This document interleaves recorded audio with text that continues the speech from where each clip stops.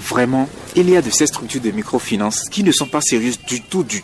Papa Mémé, pourquoi tu es de si mauvaise humeur ce matin? Ma fille, j'ai été demander des renseignements pour avoir un crédit ou faire de l'épargne auprès d'une structure là. Et le gros français qu'on m'a parlé là, je n'y ai rien compris. Puis ils m'ont remis plein de papiers où tout est écrit petit. Je n'y voyais rien et je n'y comprenais rien. Et si c'est comme ça, papa, est-ce que tu es obligé de faire crédit chez elle? Si tu ne comprends pas, tu demandes et ils vont t'expliquer. Si tu ne comprends pas vraiment, il ne faut pas t'engager ou signer des papiers. Oui, mais j'ai besoin d'argent. Et quelquefois là, c'est eux qui vous proposent de vous aider à faire vite aboutir votre dossier, même si vous ne comprenez rien. En contrepartie, il faut juste leur donner quelque chose.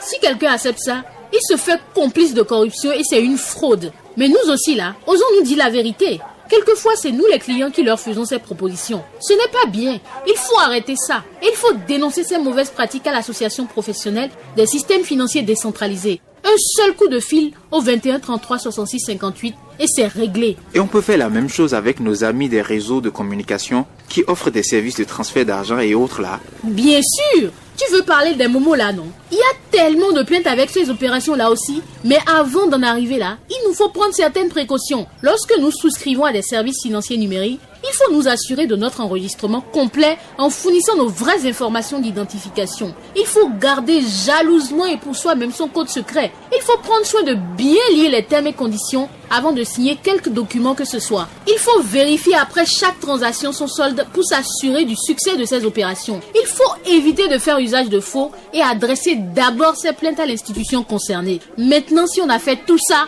il y a encore et toujours des problèmes, des insatisfactions. Il y a l'association béninoise pour la cybersécurité et la promotion du numérique qui œuvre pour la défense des intérêts des utilisateurs des technologies de la communication. Elle est là pour recevoir nos plaintes. Ils sont à Saint-Michel, au 4e étage de l'immeuble Boaké et on peut les appeler au 66 61 40 66. Il faut qu'on en finisse avec la fraude dans ces services financiers traditionnels numériques. Trop, c'est trop. Ceci est un message de la Smart Campaign dans le cadre de sa campagne de sensibilisation au profit des utilisateurs de services financiers au Bénin. Dans l'Expression Libre, ce matin, justement, nous poursuivons l'aventure Smart Campaign dans le cadre de sa campagne pour de meilleurs services aux utilisateurs des microfinances au Bénin. Notre invité a pour nom ce matin, M. Fawaz Moussougan, membre de l'association béninoise de lutte contre la cybercriminalité.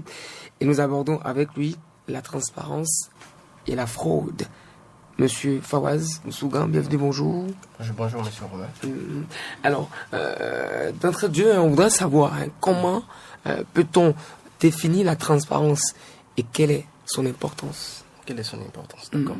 Bonjour à nouveau, bonjour aux auditeurs. Alors, je rappelle que c'est l'association béninoise pour la cybersécurité et la promotion du numérique. D'accord. Nous ne luttons pas contre la cybercriminalité.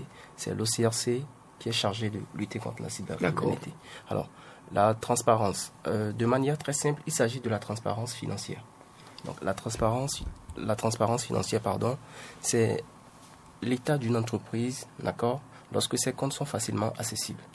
Il n'y a pas d'informations cachées. Lorsque vous approchez cette entreprise-là, l'entreprise est à même de vous fournir les informations sur son chiffre d'affaires, toutes les informations financières possibles.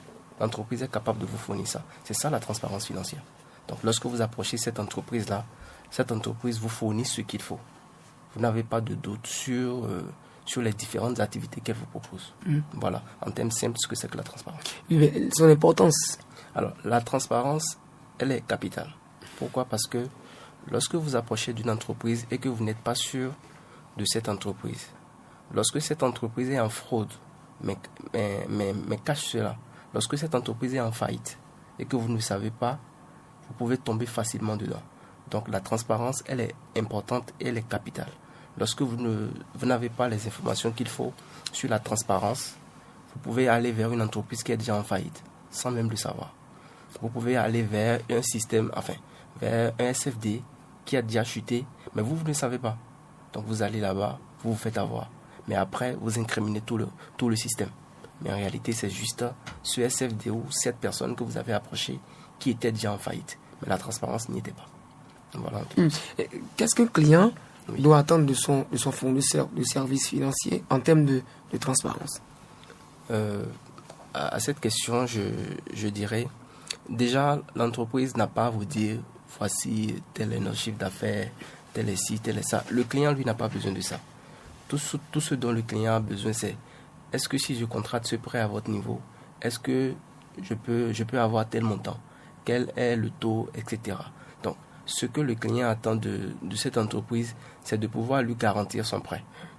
C'est de pouvoir lui dire, OK, dès que vous prenez ce prêt, voici le temps qu'il faut pour pouvoir payer. Voici la source de notre argent. Parce qu'il ne faut pas oublier que l'association béninoise des systèmes financiers décentralisés lutte également contre le blanchiment de capitaux. Voilà, et les sources de financement du terrorisme. Donc, il faut devoir s'assurer que le promoteur de la structure auquel vous faites appel soit déjà légalement enregistré. Donc, la transparence commence par là. Il faut commencer par la légalité de l'entreprise et par l'origine des fonds. C'est vrai, ce n'est pas très important, mais il faut déjà commencer par l'enregistrement de l'entreprise. Est-ce que l'entreprise est autorisée à exercer? La transparence commence déjà par là. Alors, quels sont les cas de fraude les plus courants dont sont victimes les clients des services financiers au Bénin? D'accord. Les cas de fraude. Alors, tout le monde n'est pas sans savoir que depuis l'avènement des outils numériques dans le système pour pouvoir amener le système du traditionnel au numérique, beaucoup d'utilisateurs ne savent pas comment faire. Donc, les comptes sont passés du manuel au tout numérique. Les employés ne sont pas d'abord habitués au système installé sur les ordinateurs et tout. Donc, il est facile, c'est la fraude même la plus courante en fait. Il est facile de pouvoir passer des écritures et faire disparaître les fonds. Donc, comme ça, dès que vous auditez le système, vous constatez qu'il y a des écritures. Mais en matière de disponibilité de l'argent est passé ailleurs.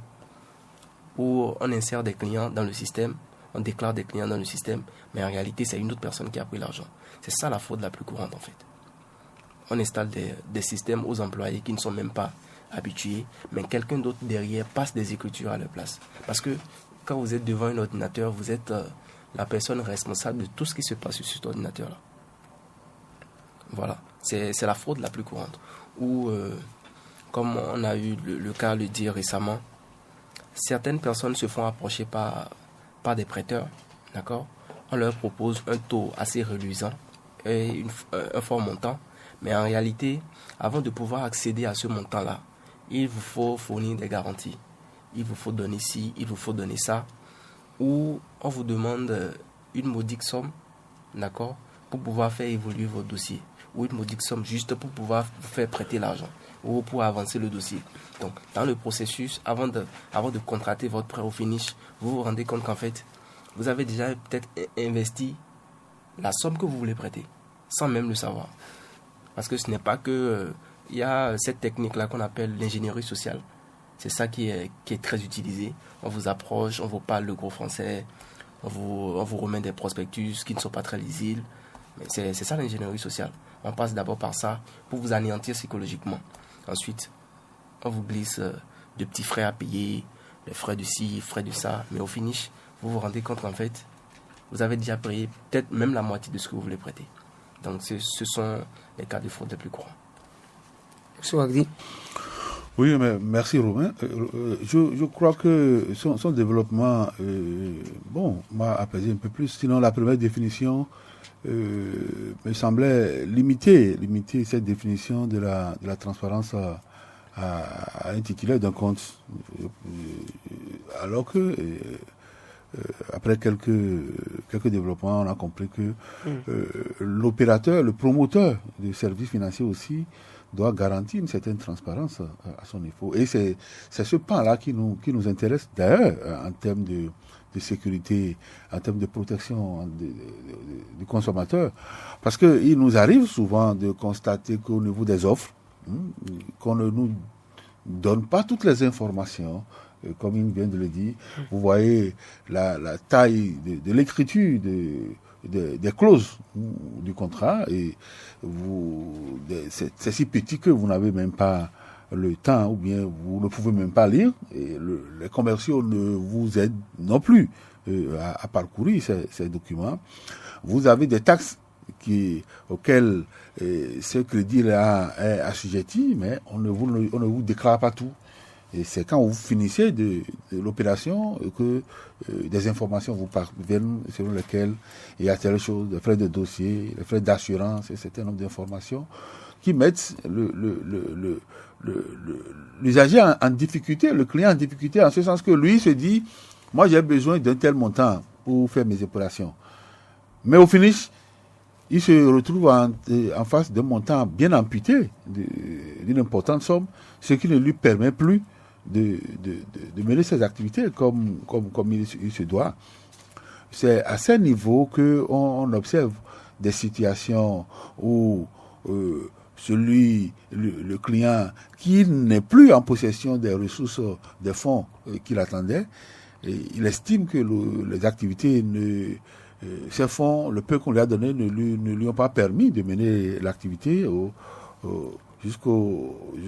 pour pouvoir honorer les paiements selon l'échéance qui s'est donnée, parce que sinon l'échéance qui se retrouve dans le contrat, parce que c'est pas à lui de fixer l'échéance, tout ça là se trouve dans le contrat.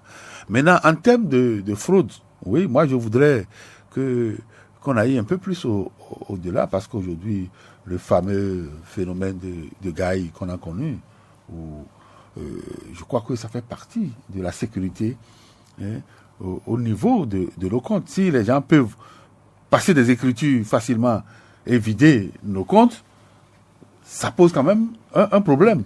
Donc, moi, je ne sais pas, à leur niveau, au niveau de cette association, est-ce qu'ils ont eu à rencontrer beaucoup de dossiers dans ce sens, au point où les clients se sont retrouvés devant de pareilles situations, les fonds sont vidés simplement parce que ils ont été. Cette fois-ci, c'est vrai que ce n'est pas les promoteurs de services financiers qui les ont appâtés, mais de vieux individus peut-être qui se seraient présentés pour des gens qui n'ont jamais existé. Je souhaiterais qu'ils nous donnent quelques cas quand même de fraude. D'accord, mais merci monsieur Babidi. Alors, cet exemple dont nous avons parlé tout à l'heure, il faut noter que nous sommes dans le domaine purement informatique. Donc, il y a des personnes qui s'y connaissent. Donc, quand je dis une ingénierie sociale, c'est quoi? En fait, vous êtes juste un utilisateur de l'ordinateur. Donc, quelqu'un qui s'y connaît très bien peut vous envoyer un mail. D'accord? Ce mail contient un fichier. Ce mail, vous ne l'attendiez même pas. Mais on vous dit, vous avez gagné 100 millions de francs CFA, etc. Mais vous ouvrez ce fichier. Dès lors que vous ouvrez ce fichier sur votre ordinateur, l'ordinateur devient ce qu'on appelle un zombie. C'est un zombie informatique. Donc, la personne, même de loin, d'accord, peut passer des écritures sur votre ordinateur. Ces cas sont courants. Nous le faisons même parfois en démonstration pour prouver aux gens que la menace, elle existe, elle est réelle. Ou il y a un cas où une personne, d'accord, s'est fait appeler par un individu qui lui a dit de faire ci, dans le cas d'un transfert d'argent. Je ne vais pas appeler le nom, mais c'est une opération qu'on fait tous les jours. Il a appelé, il lui a dit qu'il y a telle personne qui voudrait retirer tel montant sur son compte par erreur. Donc on lui a envoyé un message de mettre son code de validation pour valider et refuser le transfert. Mais en réalité, cette personne-là, il est illettrée. La plupart des mamans sont illettrées. Mais étant donné qu'on lui a dit ça, ce qu'elle a fait, la personne s'est fait passer pour un agent de la société qui gère ce type d'opération. Étant donné qu'elle a su que c'est la société qui m'appelle, c'est quand même un privilège déjà. Donc elle a juste inséré son code. La personne là-bas a juste retiré son argent. Ou il y a un cas qui s'est présenté, mais l'opération était très poussée. Où on a juste cloné le téléphone. Quand je dis cloner, c'est que vous avez votre téléphone en main ici, mais quelqu'un ailleurs a, je vais dire, accès. Voilà. Je dirais le double carrément. Voilà. Donc la personne effectue des opérations à votre place. Donc dans ce cas de figure, qu'est-ce qu'on a fait? On a juste, je ne vais pas utiliser certains termes, on a juste, on lui a changé de portable. Alors, de manière très simple. Donc ce que je rappelle, c'est dans des cas où c'est très poussé, d'accord, nous ne sommes pas nous ne sommes pas habilités à sanctionner. Nous faisons juste de la sensibilisation. Nous éveillons juste les consciences par rapport à un certain fait. Mais l'autorité qui est chargée de lutter contre cela s'appelle l'OCRC. Et il y a une agence qui a été créée récemment qu'on appelle l'ANSSI, Agence nationale pour la sécurité des systèmes d'information, qui œuvre également aux côtés de l'OCRC pour lutter contre ce genre de phénomène. Et d'ailleurs, il y a beaucoup de choses que les auditeurs ne savent pas. Au Bénin, nous avons une équipe, d'accord, une équipe gouvernementale de réponse aux incidents de sécurité informatique qui est chargée de veiller, d'accord, sur les intérêts des utilisateurs en ligne. Il y a beaucoup de choses qui se passent, mais étant donné que c'est purement informatique, eux, ils se chargent déjà en amont de pouvoir nous faire éviter tout cela. Donc, c'est une équipe qui est composée de personnes très douées en informatique, d'accord, et qui œuvrent en permanence à la régression du crime numérique. Au niveau de l'OCRC également, il y a des officiers de police judiciaire qui sont également des informaticiens rompus à la tâche, mais qui œuvrent également pour cela. Voilà. Monsieur Magdi? Oui, moi je pense que il y a un cas quand même qui vient de révéler, qui me paraît très important. Si on peut cloner les téléphones portables, alors que désormais la tendance est de faire des opérations de transfert via mobile. Je crois que c'est suffisamment fort. Il y a lieu de multiplier la sensibilisation. Et comment on pourra le savoir facilement? Est-ce que c'est après le crime qu'on peut le savoir, ou bien déjà il y a des mouvements ou bien des informations au niveau du mobile qui pourront déjà vous donner l'alerte pour dire attention, il y a quelqu'un par derrière, un peu comme dans nos boîtes. Si vous êtes très attentif, vous pouvez quand même savoir les informations qui vous parviennent. Si vous les décodez, vous les décryptez correctement, vous pouvez constater quand même qu'il y a un peu de faux. Est-ce que c'est pareil sur les mobiles, ou bien vous tombez directement dans la situation? Non, en réalité, ça ne se passe pas toujours comme ça, d'accord? Sinon, tout le monde serait déjà vulnérable. Voilà. Ce qui se passe, c'est que nous, étant donné que vous êtes en situation de besoin, vous avez besoin d'un prêt urgent, vous avez besoin d'argent. Enfin, quand je dis dans le besoin, c'est que vous êtes dans le besoin. Donc, tout de suite, toute offre qui vient, vous prenez. Donc, qu'est-ce que la personne fait pour pouvoir cloner votre téléphone? Nous ne sommes pas ici pour pouvoir montrer aux gens comment on fait. Mais en réalité, c'est juste une application que vous installez. Où on peut vous dire, bon, pour pouvoir accéder à nos services, nous avons conçu une application ou bien quelque chose. Quand c'est bizarre, n'installez pas. Vous devez installer une application, donc on vous installe l'application et tout. Mais dès que vous installez cette application-là, c'est un peu comme si vous avez mis une porte sur votre téléphone. Et de loin, je peux accéder. De loin, je peux manipuler votre téléphone. Même lire vos messages, manipuler votre caméra et tout. Donc, de loin, on manipule votre téléphone. Dès que le message vient, on insère le code même déjà à distance. Et c'est validé. Donc, en matière de conseil, qu'est-ce que j'ai à dire aux utilisateurs? Quand vous n'attendez pas quelque chose, ne prenez pas. Quand vous n'attendez pas un message, n'ouvrez pas. Quand vous n'attendez pas un appel, enfin, c'est vrai, parfois on reçoit des appels. Mais quand vous n'avez pas besoin d'une application, ne l'installez pas.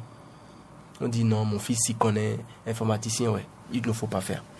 Lorsque vous n'avez pas besoin de quelque chose, ne l'installez pas. Et même avant de l'installer, il faut demander conseil.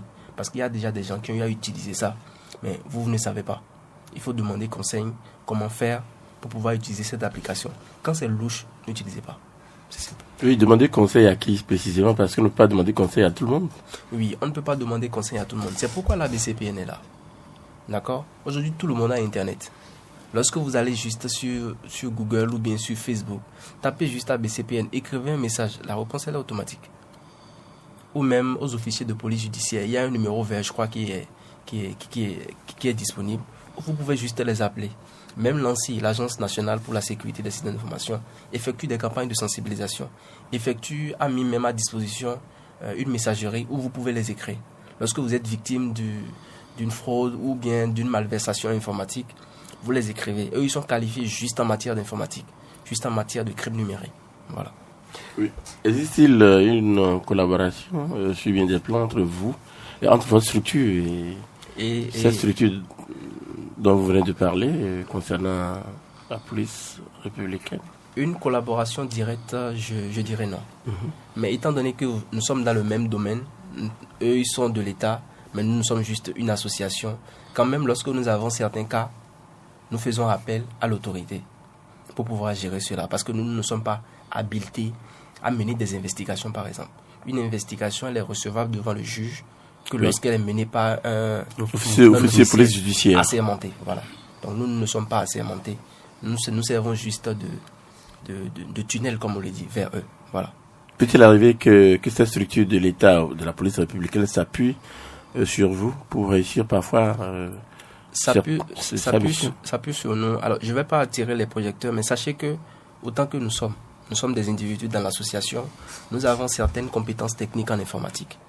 Donc, si on a besoin de telles compétences en informatique pour pouvoir résoudre telle situation, on peut quand même intervenir. Voilà. Madame Yvonne Djouboko. Oui. Bonjour le studio, rebonjour Romel Tchouki. Voilà. Je voudrais d'abord compléter sur ce qu'a dit M. Amoussou tout à l'heure. C'est en fait s'appuie sur eux pour avoir des informations, par exemple, pour recouper des informations. Ça devrait être, je crois, dans ce sens qu'il posait sa question. Parce que c'est ça qui est surtout important, pour qu'on sache que si, quelque part, on peut avoir des synergies qui s'opèrent avec les différents contrôles. Bon, moi, personnellement, ce que j'aurais bien voulu dire, c'est plutôt une contribution. D'abord, je dis bravo, parce que plus ça se sécurise, plus ça devient transparent, plus on en parle, et forcément, plus ça booste l'économie. C'est l'économie numérique, en fait, qui prend corps, et qui, je crois, en intéressant beaucoup plus de gens, nous amènera forcément par la loi du nombre vers une réduction des taux d'intérêt. C'est clair, plus vous êtes de gens à adhérer, plus c'est intéressant au finish. Donc, je dis tant mieux parce que l'informel est ainsi absorbé tout naturellement. C'était dit, l'ère du Verseau, rien ne sera caché. Donc, tout naturellement, on se retrouve dans un système qui a quand même de la traçabilité. Parce que vous savez, l'absence de traçabilité nous amène à consommer, à manger même des choses que nous ne maîtrisons pas. Donc c'est tant mieux pour nous, tout le monde, c'est vraiment tant mieux. Ensuite, moi je voudrais aussi dire que comme il y a effectivement beaucoup de gens qui maîtrisent très peu les tests, il faut penser à des logiciels d'alerte, c'est-à-dire applications. Voilà, les applications mobiles, c'est des choses beaucoup plus faciles pour cette couche dont on parle parfois, nos sœurs qui ne maîtrisent pas forcément l'écriture en français. Donc, les applications sont des touches d'alerte qui leur permettront peut-être de mieux s'intéresser, d'être aussi plus contributives. Parce que si elles arrivent à dénoncer beaucoup de cas, vous devenez forcément beaucoup plus performant. Et enfin, je dis, tant mieux parce que la sécurité s'instaure. Transporter de l'argent n'est jamais facile pour qui que ce soit. Donc, c'est aussi la sécurité que vous ajoutez. Tant mieux. À vous. Merci. Oui, non, je crois que c'est une très belle contribution. Et moi, je crois que la situation, elle est d'autant plus préoccupante que, vous savez, aujourd'hui, il y a, au niveau des SFD, il y a d'autres qui sont en train de mettre le transfert d'utilisation de la monnaie électronique dans leurs activités. Donc, si on ne trouve pas un mécanisme pour sensibiliser l'utilisateur, comme il a dit, au niveau des microfinances, c'est souvent des femmes qui ne sont pas allées à l'école, qui savent juste utiliser ces terminaux-là. Mais ce que ça cache, effectivement, comme il a dit, on peut vous envoyer une information banale, simplement, il dit, mais c'est l'opérateur qui veut, dans tel cadre-là, demander à ce que vous nous envoyez, et ils vont envoyer bêtement. Est-ce qu'au niveau de leur structure, il y a des activités de sensibilisation, puisque le rôle d'une organisation, c'est aussi ça, c'est de sensibiliser, donner les informations utiles à l'utilisateur, ce qui permettra d'anticiper sur ces différents crimes-là auxquels on assiste, et qui prennent d'ampleur aujourd'hui, parce que chaque fois, les gens, ils ont cette ingéniosité, vous fermez ici, ils ouvrent de l'autre côté. Donc, en termes d'activité au niveau de l'organisation, pour accompagner cette dynamique, d'ailleurs, c'est dans ce cadre que vous êtes là ce matin, nous saluons déjà. Est-ce qu'il y a beaucoup d'autres tribunes par lesquels on peut vous écouter beaucoup pour prévenir ces crimes-là. Je vous remercie. Alors, la BCPN, compte tenu des soutiens que nous avons, nous sommes disponibles sur Facebook et sur Twitter, parce que ce sont les réseaux sociaux les plus utilisés aujourd'hui. Donc, nous sommes disponibles sur ces réseaux sociaux-là. Nous menons également, avec l'appui de certaines organisations, des campagnes de sensibilisation. Beaucoup de campagnes de sensibilisation, beaucoup d'ateliers, juste pour pouvoir informer les utilisateurs sur un certain nombre de choses.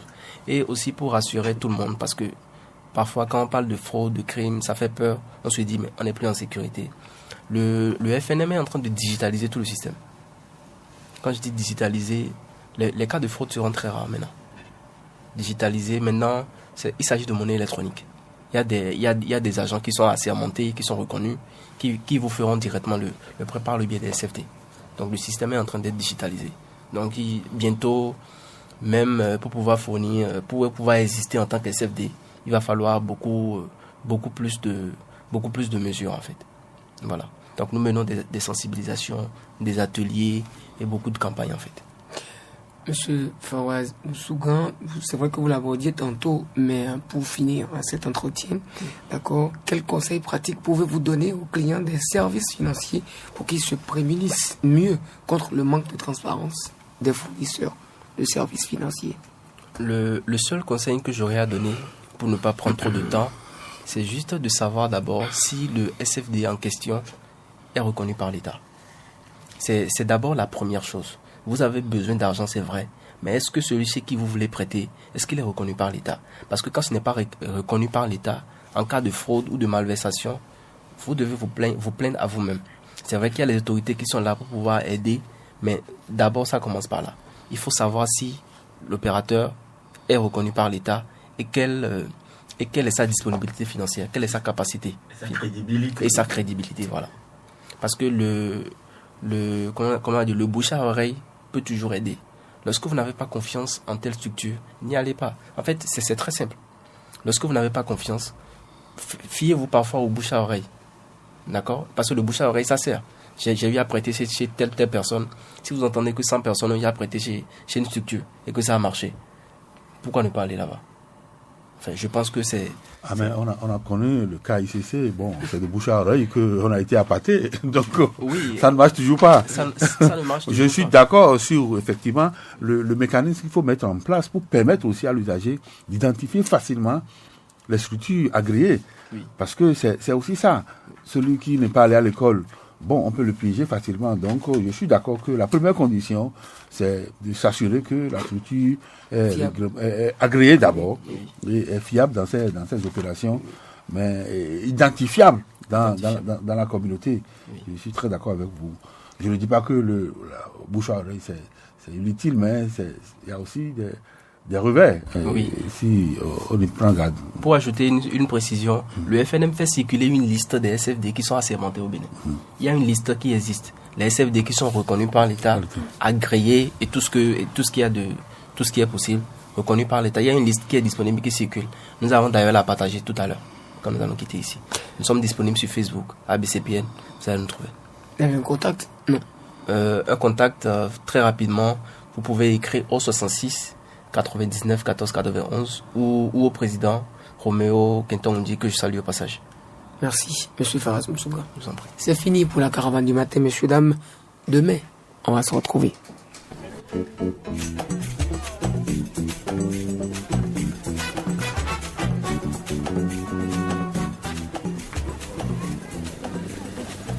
Vraiment, il y a de ces structures de microfinance qui ne sont pas sérieuses du tout. Papa Mémé, pourquoi tu es de si mauvaise humeur ce matin? Ma fille, j'ai été demander des renseignements pour avoir un crédit ou faire de l'épargne auprès d'une structure là. Et le gros français qu'on m'a parlé là, je n'y ai rien compris. Puis ils m'ont remis plein de papiers où tout est écrit petit. Je n'y voyais rien et je n'y comprenais rien. Et si c'est comme ça, papa, est-ce que tu es obligé de faire crédit chez elle? Si tu ne comprends pas, tu demandes et ils vont t'expliquer. Si tu ne comprends pas vraiment, il ne faut pas t'engager ou signer des papiers. Oui, mais j'ai besoin d'argent. Et quelquefois là, c'est eux qui vous proposent de vous aider à faire vite aboutir votre dossier, même si vous ne comprenez rien. En contrepartie, il faut juste leur donner quelque chose. Si quelqu'un accepte ça, il se fait complice de corruption et c'est une fraude. Mais nous aussi là, osons nous dire la vérité.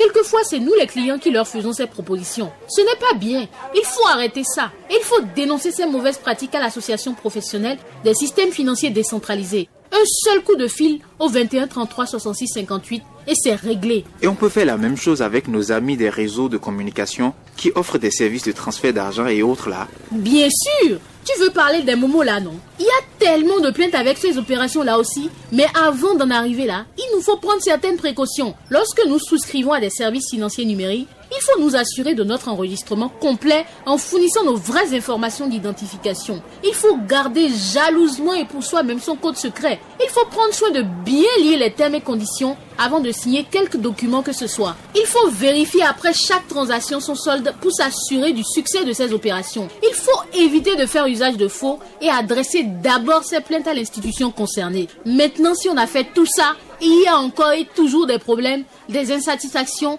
Il y a l'association béninoise pour la cybersécurité et la promotion du numérique qui œuvre pour la défense des intérêts des utilisateurs des technologies de la communication. Elle est là pour recevoir nos plaintes. Ils sont à Saint-Michel, au 4e étage de l'immeuble Boaké et on peut les appeler au 66 61 40 66. Il faut qu'on en finisse avec la fraude dans ces services financiers traditionnels numériques. Trop, c'est trop. Ceci est un message de la Smart Campaign dans le cadre de sa campagne de sensibilisation au profit des utilisateurs de services financiers au Bénin.